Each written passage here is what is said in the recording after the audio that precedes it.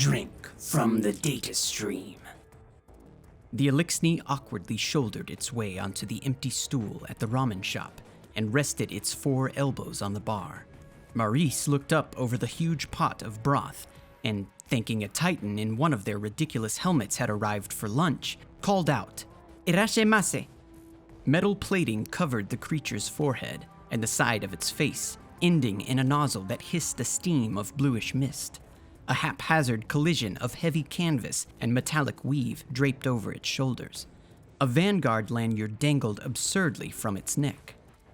It was small for an Elixni, but its angular head still towered above Maurice as it hunched over the bar. 4 blue eyes looked back at him from above a lipless mouth. It opened, revealing rows of thin, sharp teeth. "1 item ramen soup, The Elixni croaked, stiltedly. please." Maurice held his breath, tightened his grip on his pencil, and grinned. He grinned when he was nervous, and this seemed like as good a time as any. The Elixni grinned back, nodded, and then opened its horrible mouth again.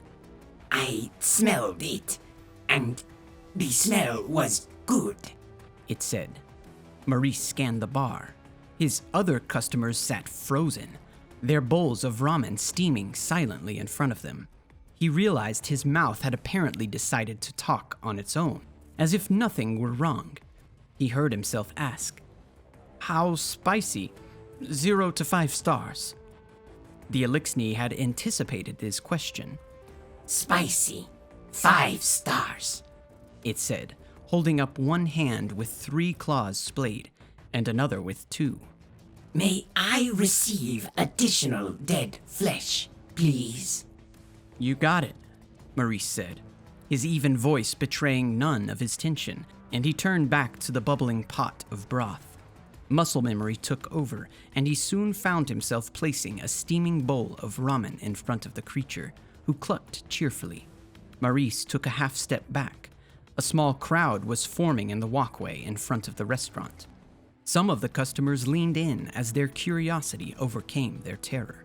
Maurice noticed the woman in seat 2 needed more water, but it could wait. The Elixni raised its arms tentatively, then looked to Maurice again. "What is the protocol?" Maurice found himself unsure of which pair of the Elixni's eyes to look into, and focused on the ramen instead. Well, you eat the noodles and pork and egg with... "Egg," repeated the Elixni, enjoying the unfamiliar word. "Yeah, egg. You eat all that with the chopsticks, and you get the broth with the spoon." Maurice saw how the Elixni's claws dwarfed the ceramic spoon. "Or you can just lift the whole bowl and drink it." Maurice mimed lifting a bowl to his lips. The Elixni nodded. Its claws tapped the metal on its face, and the hissing blue mist ceased. The Elixni held the chopsticks, tested their weight, and respectfully placed them back on the bar before bringing the bowl to its mouth with its upper arms. Above the ramen bowl, Maurice saw all 4 of the Elixni's eyes close. A long moment of tension fell over the shop, the silence broken only by a staccato series of hissing slurps. Finally, the Elixni lowered the empty bowl. It breathed in as the blue mist resumed its thin spray. It looked toward Maurice. "I tasted all of it," it said with deep satisfaction. "I am very thankful." Maurice's grin turned into a tentative smile. "Glad you enjoyed it." The Elixni stood and held out what looked like a small model of the traveler. It glowed as it floated in the Elixni's palm. "Compensation," it said. Maurice reached to take the treasure, then drew his hand back. "For new customers, there is no charge," he said.